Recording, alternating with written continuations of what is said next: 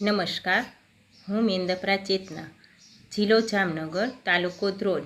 હાલ સમગ્ર શિક્ષા અભિયાન જામનગરના ધ્રોલ તાલુકાના ક્લસ્ટર ધ્રોલ તાલુકા શાળા 2માં સ્પેશિયલ એજ્યુકેટર તરીકે ફરજ બજાવું છું. જ્યારે બાળકોને બ્રેલ શીખવવામાં આવે ત્યારે શરૂઆતની અંદર આપણે એક ખીલા પાટીથી શરૂ કરશું. એટલે એની અંદર કે ખીલા હોય છે અને ખીલા કઈ રીતે ગોઠવવા બાળકને, તો કે એક સેલની અંદર 6 ખીલા છે અને એની અંદર 6 ખીલા આપણે બાળકને ગોઠવતા શીખવીએ ત્યારે આપણે પ્રી બ્રેલ બાળકને શીખવી શકાય.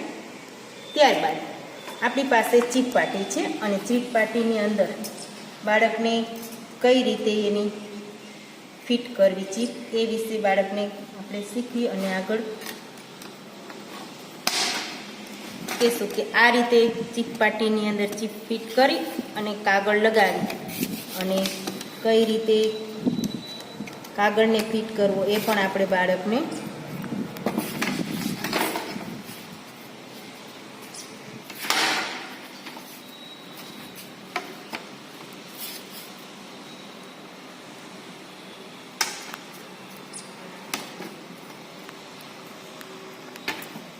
શીખીશું. ત્યારબાદ બાળકને એ પણ આપણે કહેશું કે કાગળ છે તો એ કાગળની જાડાઈ અને કાગળ બ્રેલ માટે કેવો વાપરવો, કે જે સ્પેશિયલ બ્રેલ માટેનો કાગળ આવે છે એ બાળકનો જ ઉપયોગ કરવો. આપણે જે રનિંગ વાપરીએ એ કાગળનો ઉપયોગ કરી શકાય નહીં. ત્યાર પછી ફાઇલ પાટી અથવા તો બ્રેલ પાટી આપણે કહીએ છીએ, એ પાટીને પણ આપણે બ્રેલનો જ્યારે ઉપયોગ કરીએ છીએ ત્યારે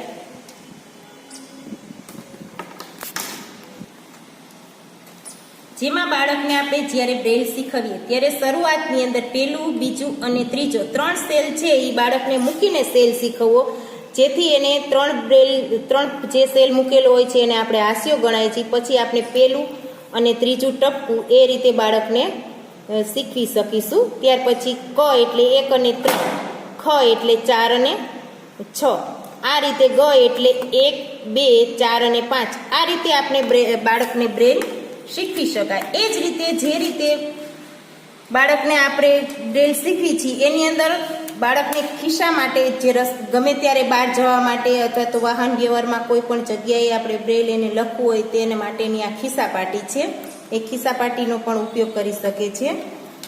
એ રીતે એક આ ડાયરી જેવી છે કે જે બાળક ગમે ત્યારે પોતાની સાથે બહાર જતી વખતે અથવા તો ગમે ત્યારે સાથે રાખે, એટલે જેનાથી તે ગમે ત્યારે ઉપયોગ કરી શકે. અને એની અંદર સિગ્નેચર માટેનું એક પણ બોક્સ આપેલું છે, જે બાળક સિગ્નેચર કરવામાં એને આડાહવડું ન થાય અથવા તો વ્યવસ્થિત રીતે કરી શકે એ માટે સિગ્નેચરનું એક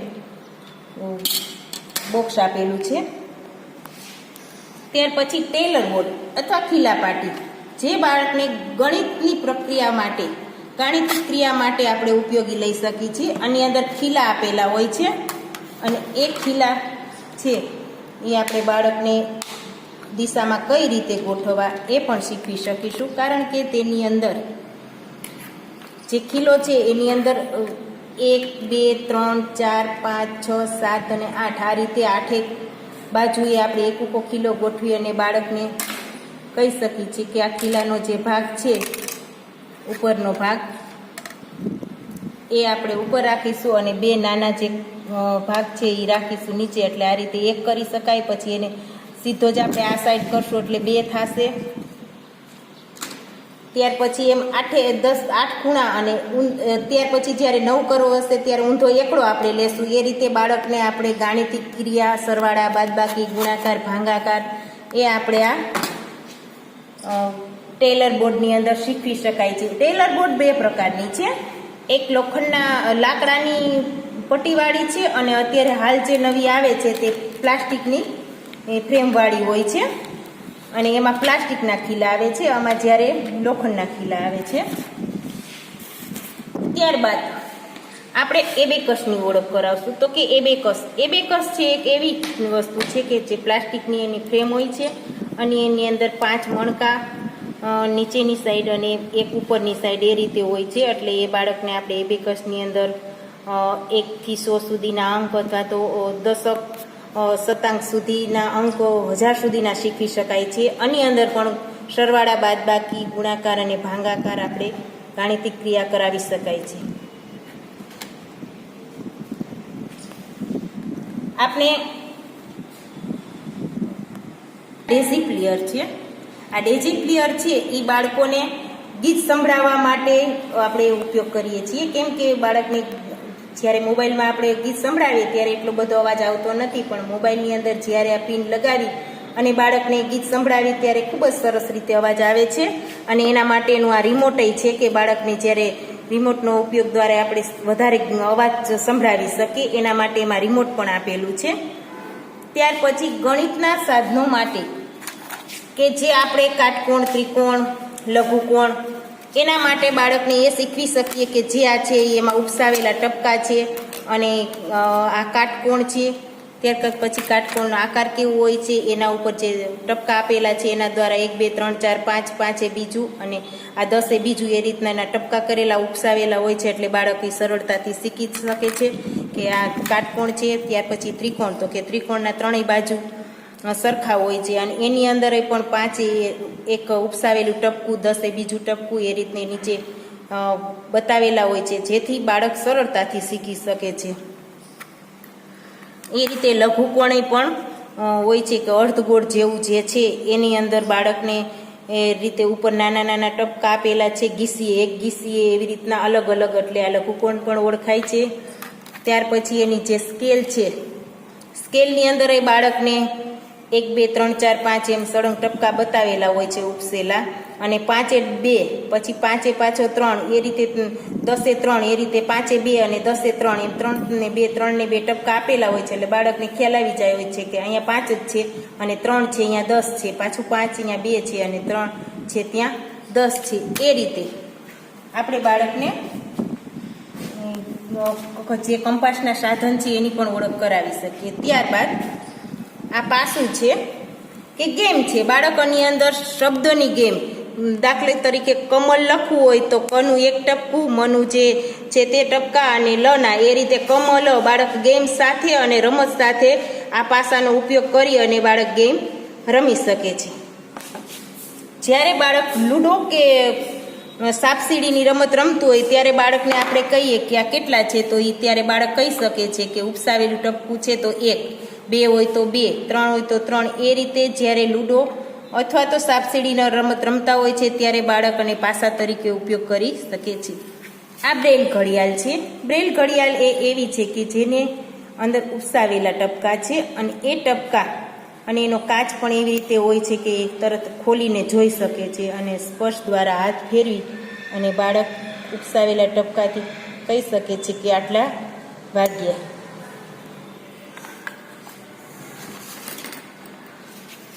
પછી આ મેગ્નીફાયર ગ્લાસ છે, એ સાદો ગ્લાસ છે જેનાથી બાળક દેખાય બાળકને. એના માટે કે આપણે આ પાણી છે તો આ પાણી પીતા તે એ રીતે એને જેને પ્રોબ્લેમ છે કે જે બાળકને લો વિઝનની ખામી છે એ લોકો લેન્સનો ઉપયોગ કરી અને ખૂબ સરળતાથી વાંચન કરી શકે છે. એના માટે આપણે આ બાળકને લેન્સ ઉપયોગ કર્યા છીએ. છે એક લેન્સ જ છે પણ એ બાળકને સરળતાથી થોડોક ડિજિટલ લેન્સ છે, મેગ્નીફાયર ડિજિટલ લેન્સ. બાળકને કોઈ ઓછું દેખાતું હોય તો એમાં લાઇટની પણ સુવિધા હોય છે. આમાં કોઈ કારણસર તો આની અંદર પણ બાળક સરળતાથી એની અંદર લાઇટ પણ હોય છે કે જેથી બાળકને સરળતાથી જોઈ શકે અને એ વાંચી શકે. આ ચેસ છે કે બાળકો ચેસની રમત રમી શકે છે અને બ્લાઇન્ડ બાળકોને ચેસ રમવી ખૂબ જ ગમે છે. એની અંદર એક કુકરી આપેલી હોય છે અને ઉપસાવેલા ભાગ હોય છે, એક લીસો ભાગ હોય છે અને ઉપસાવેલો ભાગ હોય છે. એ રીતેના 2 સફેદ અને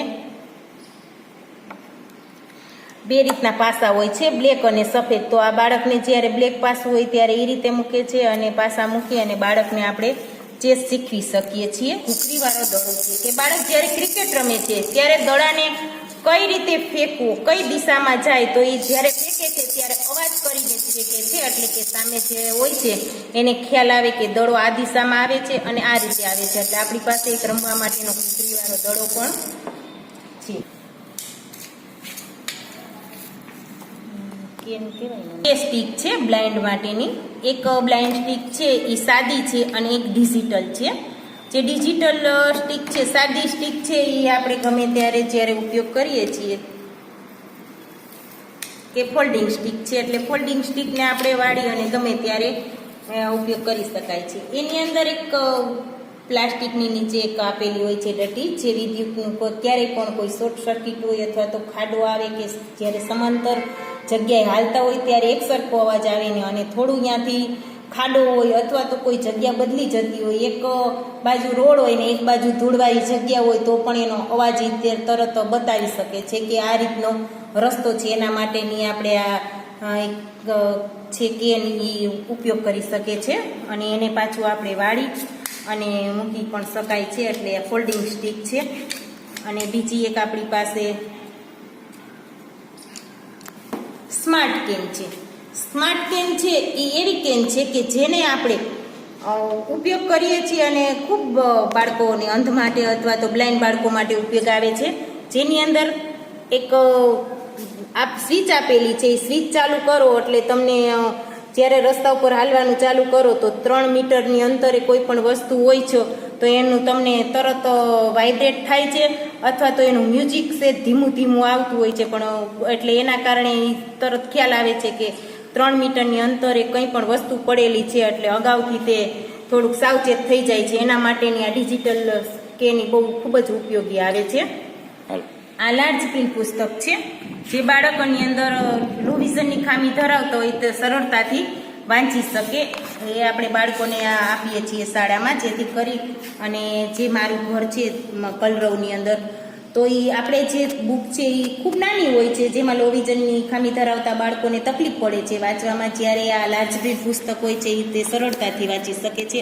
અને એથી પણ વધારે જરૂર હોય તો આપણે મેગ્નીફાયર ગ્લાસનો પણ ઉપયોગ કરીએ છીએ, એટલે એની અંદર ચિત્ર પણ મોટા આપેલા હોય છે. આ રીતે બાળક 1 અને 2 1 2 એ રીતે ગણી શકે છે. અને નાની વસ્તુ છે એમાં કંઈ નહીં, પણ મોટા વસ્તુમાં ગોળ રાઉન્ડ કરવું હોય તો બાળકને આપણે શીખવી શકીએ છીએ કે આની અંદર 2 સસલા છે તો એની અંદર સસલામાં રાઉન્ડ કરવાનું. આ રીતે બાળકને આપણે લાર્જ પ્રિન્ટ પુસ્તક દ્વારા શીખવી શકીએ તો એ સરળતાથી શીખી શકે છે. આ બધી વસ્તુ છે એ પ્રજ્ઞાચક્ષુ બાળકો માટે જીવન જરૂરિયાત વસ્તુ છે, એટલે વાલીને પણ આપણે બ્રેલ કીટને જ્યારે કેમ્પ હોય છે ત્યારે આપી હોય છે, અથવા તો અમુક વસ્તુ એવી છે કે જે બાળક પાસે નથી તો એ બાળકો પોતાની રીતે પણ વસાવી શકે છે. માટે આપણે પ્રજ્ઞાચક્ષુ બાળકો માટે આ બધી સાધનોનો ઉપયોગ કરી અને એને શૈક્ષણિક પ્રવૃત્તિ કરાવીએ છીએ કે જેથી કરીને